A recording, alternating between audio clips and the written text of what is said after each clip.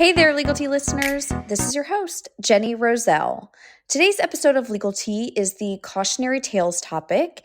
And on these Cautionary Tales episodes, we normally talk about real life cases with real life clients that are things me or my office have worked on, or they are things that I think are just generally good things to be aware of so that you do not turn into a cautionary tale on my podcast one day. Well, today is more of the latter. We are going to talk about how, with the holidays approaching, what do many of us do around the holidays? We get together with family and loved ones and dear friends, and some of those we will see and visit. We may not have seen them in a little bit. And you may notice that they, whoever they are, mom, dad, aunt, grandma, has declined since you last saw them, and now you're concerned. So, I wanted to do this episode to share some tools and maybe resources and tips for really how to deal with this and how to deal with noticing your family or loved ones' declining health.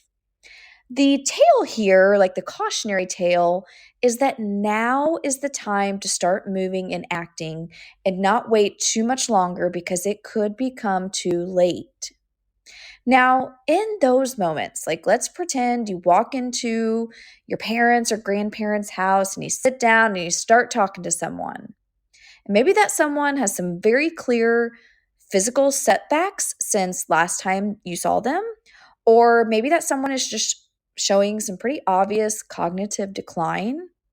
And there are questions that pop into your head as you talk to them, kind of questions like, do they have their legal affairs in order? If so, where are they? And who's appointed in those documents to help maybe be the one that needs to step in and intervene?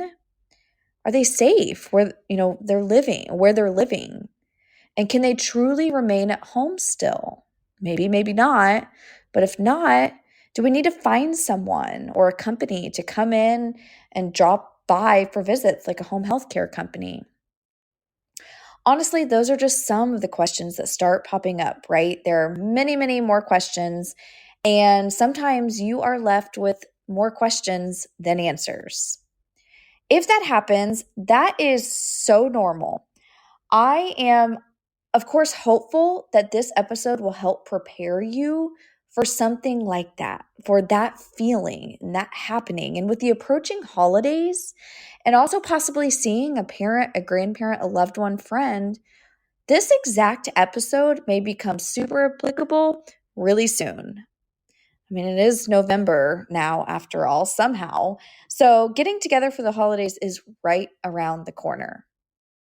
Now, first and foremost, what I wanted to talk about is the time is now for someone to start the conversation with your family member or loved one about making sure their ducks are in a row, especially if they are showing signs of slowing down, declining physical health, or even showing memory loss. In my world, things truly can become too late, where the options on the table at that point are not super great, and often they're more expensive. So being proactive about these sort of things truly pays off, I promise. Now, one of the hardest things about starting the conversation is the who is going to start it. Who is the most appropriate person to approach the family member or loved one? Now, in my experience, there is not a one-size-fits-all answer for that question. Some have had really good success with like all the kids approaching mom or dad, I should say, at once, kind of as a group rather than just say one child. And I've seen that work really well when mom or dad, whoever it is, seems to be incredibly resistant. Because if just one kid does it, mom or dad will usually just find another kid to say something like, "Can you believe that your brother Bob brought this up to me?" And it's almost gossipy like. And they'll start to try to find someone, anyone on their side. Now, conversely, I've seen the group setting not work out well, where mom or dad in that situation, they feel almost attacked. And that will just make their walls go up even more. So, what I tell clients often is that you know your loved one better than I do, and specifically how they are likely going to respond to a conversation like that. Regardless, oftentimes this conversation of getting their ducks in a row, it takes time. Because most of the time, they don't just jump on the phone the next day to call someone like me. Heck no. They usually drag their feet. But let's be for real, most people drag their feet with estate planning. So are you really going to blame them? And there's a fine line and a delicate balance between holding them accountable to, making that call and not being overbearing and annoying. If they feel you being overbearing and they feel you are annoying them, that may just make them dig their heels in even more. So just don't call them every single day. It's kind of like a seed that has to be planted. You plant it, you'll walk away, and you check on it a while later. Now, it is usually going to be better and easier for them to lead the charge. And when I say lead the charge, I mean be the one that's actually hiring someone like me, the estate attorney, to get their estate planning done or get it updated. I, of course, have, their kids and loved ones in the conference room quite often, but at the end of the day, they are really who is my client, not the kids, not the loved ones. So that's what I mean. It is much easier for them to be the one that is the client rather than the kids or the loved ones calling someone like me to say, help, it's too late now because mom's dementia has gotten really, really, really bad. So, my message to you on this front is that there is always going to be a solution, like 99.99999% of the time. Though, depending on the facts and the situation, some solutions may be better than the others. I also hate to say it like this, but oftentimes the best solution is the most expensive one. And here's an example of what I mean. One example was that there was a dad that had gotten a dementia diagnosis, and the daughter had contacted us to kind of explore their options. Well, both of them dragged their feet. It became way too late. And it got to a point where the dad was unable to execute any estate planning documents, and guardianship was necessary. And guardianship is more expensive than had they just done the power of attorney, by itself. And that would have, it's basically the same end result. It's, guardianship is through the court. Power of attorney is just a quick document. Now, another story was I had a client that it was in regards to an uncle. An uncle had a cancer diagnosis, and he was now in hospice. And, the uncle had dragged his feet on getting any kind of planning done. And, really at the end of the day, that uncle would have been really best served by having a trust in place for reasons I won't bore you with. But because that he was in hospice and we didn't think we would have enough time to get a trust in place and get all the assets moved appropriately into the trust, we just had to do a will. And a will is better than nothing. But nonetheless, we had to take that will through probate. And there was a pretty sizable fee to take it through probate, more than had we just done the trust. So, those last couple of stories, they're real life stories that have both happened and somewhat recently. And they happen, I say recently, because these kind of things happen all the time, guys. Like I said earlier, it's always going to be better to get their buy-in and get them to show up to an estate and elder law attorney's office.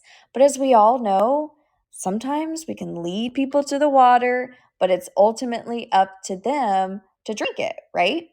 And sometimes they don't. Sometimes they won't.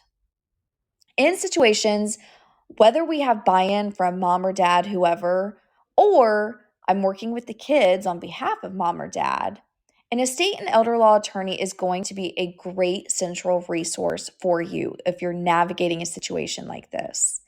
I cannot tell you how many phone calls and emails we get from people thinking that we can help them, but really they just need someone else's service. Like, for example, we get calls all the time for Medicare. Now, we do Medicaid, but not Medicare. They're two very different programs.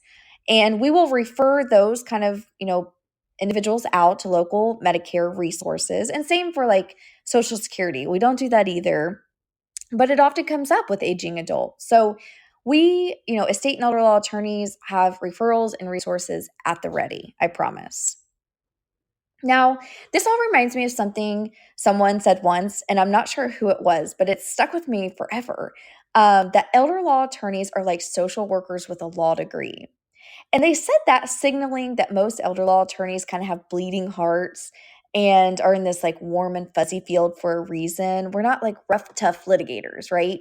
So I say that because regardless of where you are listening to this episode, if you ever, need some tools and resources and tips and tricks for an aging family member or a loved one, an elder law attorney is going to be a fantastic starting place because we have so many resources and tips and tools.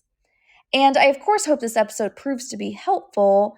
But someone local to you, an elder law attorney, will be so instrumental in navigating this. So, as we approach the holidays, I also kind of feel this weird need to remind you that as we dive into the season, remember that life is short and family and loved ones are not with us forever either. So be sure to enjoy the moment with them, enjoy your time with your people. And I just felt this weird need to say that. So, alrighty, let's shift to a sneak peek of next week, which we're circling back to the current trends topic where we talk about things that are going on currently in my estate and elder law space, or maybe they're things that I've stumbled across on the news or social media that are relevant to this podcast. Well, for next week, as we near the end of the year, I wanted to talk about something called the Corporate Transparency Act. And it's something I talked about a year ago. But as we near the end of the year, it's becoming more and more important for more people to hear it. So Corporate Transparency Act got passed, and it massively affects most business owners. So tune in for that next week, Legal Tea listeners. Until then, be well and talk soon.